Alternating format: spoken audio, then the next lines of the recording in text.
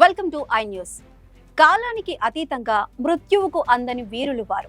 యుగాలను చూశారు, చరిత్రను తిరగరాశారు. వారు కేవలం కథలు, కావ్యాల్లోని పాత్రలు కాదు, మనకు తెలియకుండా మన మధ్యలో, మన ప్రపంచంలో జీవిస్తున్న శక్తివంతమైన మహనీయులు. వారిని పదిలపరిచినది అమరత్వపు వరం. వారే హిందూ ధర్మానికి మూల స్తంభాలైన 7 చిరంజీవులు. మొదటి చిరంజీవి మహాభారతంలో కురుక్షేత్ర రణభూమిలో శివుని అనుగ్రహంతో మృత్యుంజయుడిగా నిలిచిన అశ్వత్థామ, ద్రోణాచార్యుడి పుత్రుడు. తండ్రి మరణానికి ప్రతీకారంగా బ్రహ్మాస్త్రాన్ని ప్రయోగించినందున శరీరంపై తీరని గాయాలతో శాశ్వతంగా జీవించేలా శపింపబడినవాడు.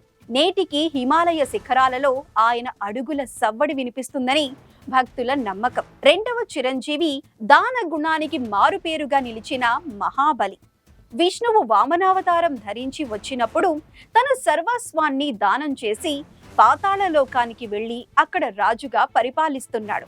ప్రతి సంవత్సరం ఓనం పండుగ రోజున ప్రజల యోగక్షేమాలు తెలుసుకోవటానికి భూలోకానికి వస్తాడని కేరళ ప్రజలు నమ్ముతారు. మూడవ చిరంజీవి వేదవ్యాసుడు. జ్ఞానానికి, సాహిత్యానికి సాక్ష్యంగా నిలిచిన మహర్షి. అష్టాదశ పురాణాలను, మహాభారతాన్ని రచించి మన ధర్మాన్ని, మన సంస్కృతిని ప్రపంచానికి చాటిన మహానుభావుడు. కాలానికి అతీతంగా ఆయన ఇప్పటికీ తపస్సు చేసుకుంటూ జీవిస్తున్నాడని విశ్వాసం.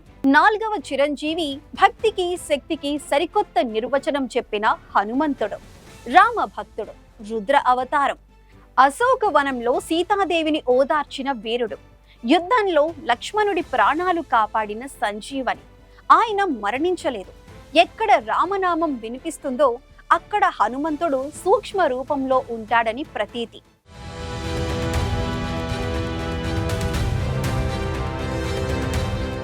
ఐదవ చిరంజీవి ధర్మానికి అండగా నిలిచిన విభీషణుడు. రావణుడి తమ్ముడైన అన్యాయానికి లొంగక రాముని పక్షం వహించి ధర్మాన్ని రక్షించాడు.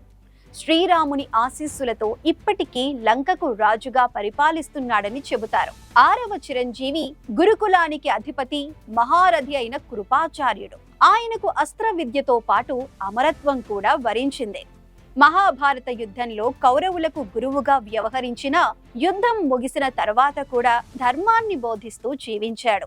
ఏడవ చిరంజీవి విష్ణుమూర్తి. ఆరవ అవతారం. భూమిపై ధర్మాన్ని నిలిపిన పరశురాముడు. సప్త ఋషులలో ఒకడు.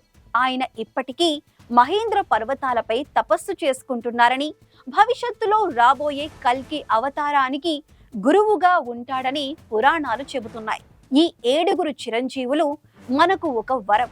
వారు మనకు కేవలం ఒక నమ్మకం కాదు, మన ధర్మానికి, మన సంస్కృతికి జీవన సాక్ష్యాలు.